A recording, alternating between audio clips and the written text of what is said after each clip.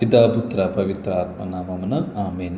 క్రీస్తునానియందు ప్రియ సహోదరి సహోదరులారా, యోహాను సువార్త 10వ అధ్యాయము 3వ వచనము. గొర్రెలు వాని స్వరమును వినును. ఈ చిన్న వాక్యాన్ని కొంచెంసేపు ధ్యానం చేసుకుందాం. బైబిల్ ఆధారముగా కొన్ని సంఘటనలను మనం ధ్యానం చేసుకొని ఈ చిన్న వాక్యాన్ని మనం లోతుగా ధ్యానం చేయడానికి ప్రయత్నం చేద్దాం. ఆదాము సృష్టిలో పాపానికి ముందు ఆదాము దేవుని స్వరాన్ని ఆనందముతో శాంతితో విన్నాడు. బాల్యదశ మనకు విశ్వాసము దేవునికి తెరిచిన హృదయాన్ని నేర్పుతుంది. ఆదికాండము 3వ అధ్యాయం 8వ వచనము. అబ్రహాము విధేయతలో దేవుని యొక్క స్వరాన్ని వినడము. అబ్రహాము దేవుని పిలుపుని విని పూర్తిగా అర్థము కాకపోయినా విధేయుడయ్యాడు. యవ్వనము దేవుని ప్రణాళికను నమ్మి ఆయన పిలుపును అనుసరించే సమయము. ఆదికాండము 12వ అధ్యాయం 1వ వచనం నుంచి 4వ వచనం వరకు. మోషే పోరాటంలో దేవుని యొక్క స్వరాన్ని విన్నాడు. మోషే తన భయం భారాల మధ్య అగ్నిపొదలో దేవుని స్వరాన్ని విన్నాడు. మన కష్టాలు బాధ్యతల మధ్య దేవుడు మరింత స్పష్టంగా మాట్లాడతాడు.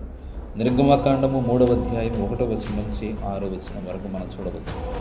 ఏలియా నిశ్శబ్దంలో దేవుని యొక్క స్వరాన్ని విన్నాడు. ఏలియా గాలిలోను అగ్నిలోను భూకంపంలోను కాదు, మృదువైన స్వరములో దేవుని కనుగొన్నాడు.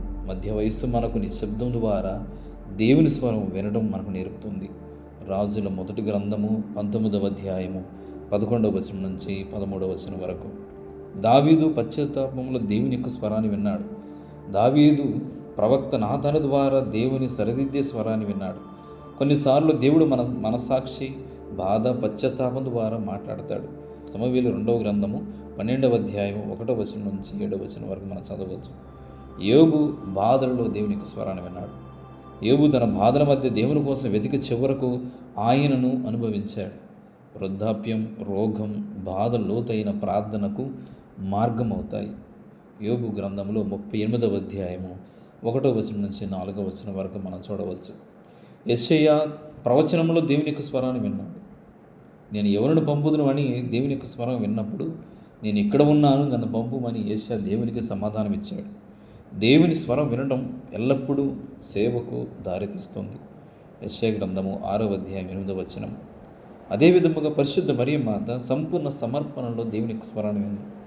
మరియమ్మ దేవుని యొక్క వాక్యాన్ని పూర్తిగా విని నీ చిత్తము జరుగునగాక అంది. విశ్వాసం పరిపూర్ణం కావడం అంటే దేవునికి పూర్తిగా సమర్పించుకోవడం. లూకాసు వార్త 1వ అధ్యాయం 38వ వచనం. యేసు స్వరం మరియు కాపరి. యేసు కేవలం మంచి కాపరి మాత్రమే కాదు, దేవుని స్వరమే.